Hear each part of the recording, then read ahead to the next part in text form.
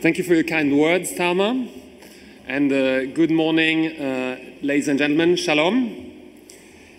It's a great pleasure to be here in Tel Aviv with you today. And I must say, I'm very impressed by what I'm seeing so far. I remember talking with Talma in April last year in Beijing. We had our annual conference, 600 people in Beijing in China, looked pretty big. And Talma told me, you know what? One day you should be coming to Israel. You're going to see that our conference is actually double the size of what you do here in China. And so when she called me in December and said, you should come, I indeed said, yes, I want to see it with my eyes. So indeed, I trust you now. It is indeed absolutely impressive. So well done, Talma, and well done, the Israel Marketing Association. Now, Talma gave me a very simple brief before coming here. She said, you know what, Stephan, you should be sharing with us your vision of the future of advertising, and you have 30 minutes max to do that. So you'll agree it's a pretty challenging brief, but I'll do my best to stick in that time frame, and I think we need to get going very quickly. So for those of you who don't know us yet, who is the World Federation of Advertisers? We are the international association which brings together client-side marketeers around the world. We have national associations in membership from 58 countries, from Israel to China, from the US to Brazil, from Australia to Japan and South Africa. And together they represent roughly 90% of ad spend. We also have in our membership 60 of the world's top 100 brands, companies from Intel to Microsoft, Mercedes, Procter & Gamble, Coca-Cola, etc. Now, the way I'd like to do my presentation today is actually in three parts. First, I'll start with sharing with you what I think are disruptive changes in our environment. And Eyal, in his introductory speech, referred to those changes here in Israel. I can tell you, you're by no means the only one on this planet. These changes are disruptive changes, and they impact marketers all over the world. I will then build on that and share with you what I think are a few important recommendations for us marketeers in order to be dealing with this new environment. And then I'll conclude with a few thoughts. Now, let us just start by acknowledging the scale and the speed of the ongoing digital revolution. We have now 2 billion people in the world which are connected to the internet. And by 2015, we will have 3 billion people. So we're talking here today about more than 30% of the world population which is connected. Now, as the internet is changing the way people work, live, meet, socialize, it also changes the way consumers spend their money. Whereas 20 years ago in the US, consumers were spending $600 billion on food every year. So $600 billion spent on food every year. They were spending $2 billion on IT equipment. So you had a ratio of 300 to 1.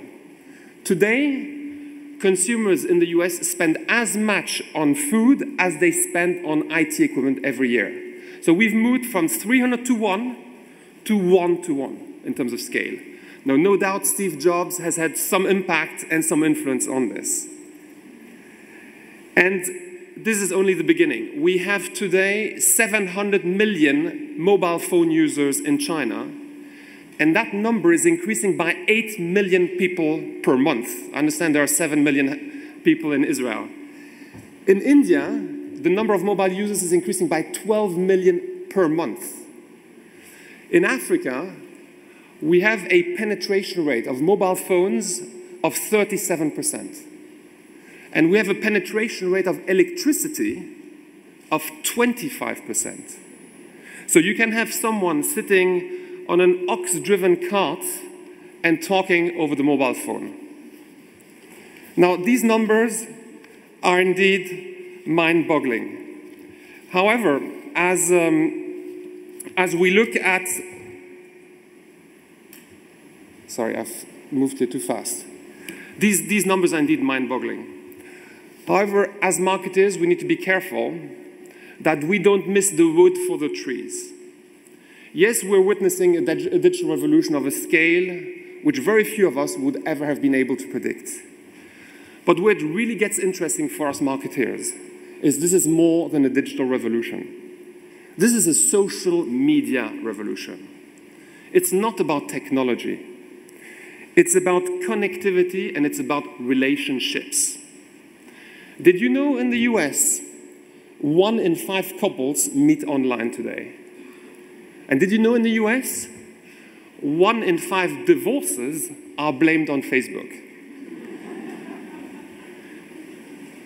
Did you know that if Facebook was a country, it would be the 3rd largest country after China and India?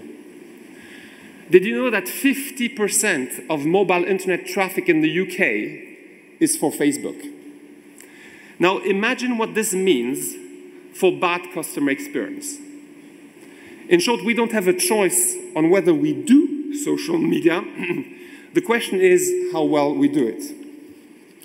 Now, the other big shift which is underway is what I would call a vast economic reordering. China has now taken over from Japan as the world's the world's 2nd largest economy. And the IMF is predicting that China will overtake the US in 2016. So that's in 4 years from now. Now, these changes are by no means limited to China.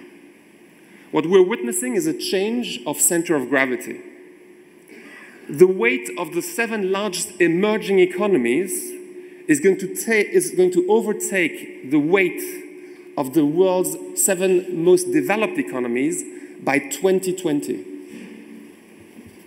Now, in a world where emerging markets are rapidly catching up on developed ones, where people are interconnected like they have never been before, where my sons in Brussels play their favorite video game with kids in South Africa and Brazil without ever having met them, the concept of local as we've known it doesn't exist anymore.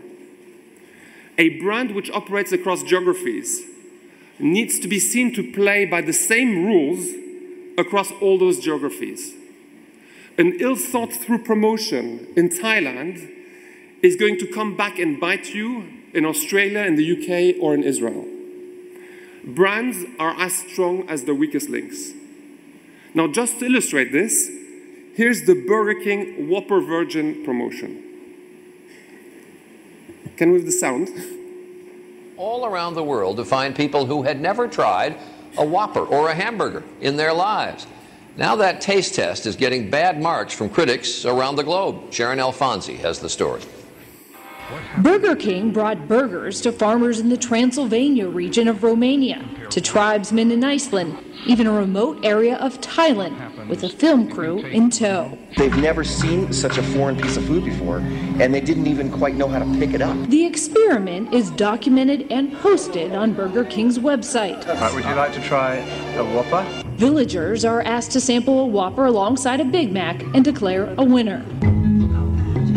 But now, the Whopper Virgin's ad campaign is flame-broiled in controversy. Here they are spending millions of dollars going around the world trying to find hamburger-illiterate people, and the Food and Agriculture Organization can't even raise 1/30th of the funds that it needs in order to end hunger permanently on the planet. Critics say the ads don't acknowledge that there is hunger in some of these areas. Thailand, where a good 30% of the people live in poverty and would never be able to afford a burger.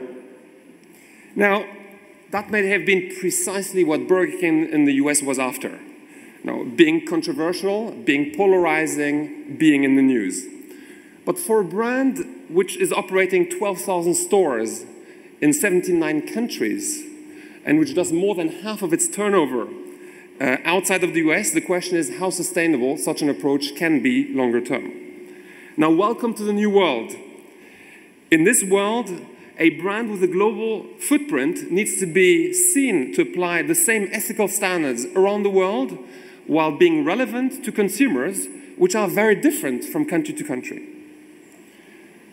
So the world is changing, and guess what? The consumer is changing too. The days where we could assume that consumers would just sit tight and listen, when consumers' attention could be bought with a 30-second spot, those days are numbered. Now, that clearly has consequences on the way we talk to consumers. I like this phrase: if you talked to people the way advertising talk to people, they punch you in the face. We're moving from a traditional model where brands were talking to consumers to an emerging model where brands are part of the conversation. And that conversation is not exclusive to the brand. It can take place without the brand. It brings in anyone who has a view and opinion on the brand. And clearly that sort of conversation has an impact on the tone of the overall dialogue. Now, as if all this wasn't challenging enough, we marketers are coming under increasing regulatory pressure. Whether we like it or not, the simple reality is that today we can't just assume that we have a right to market, as Tony Blair put it. With freedom comes responsibility, and with freedom comes the need to be continuously listening to changing societal expectations.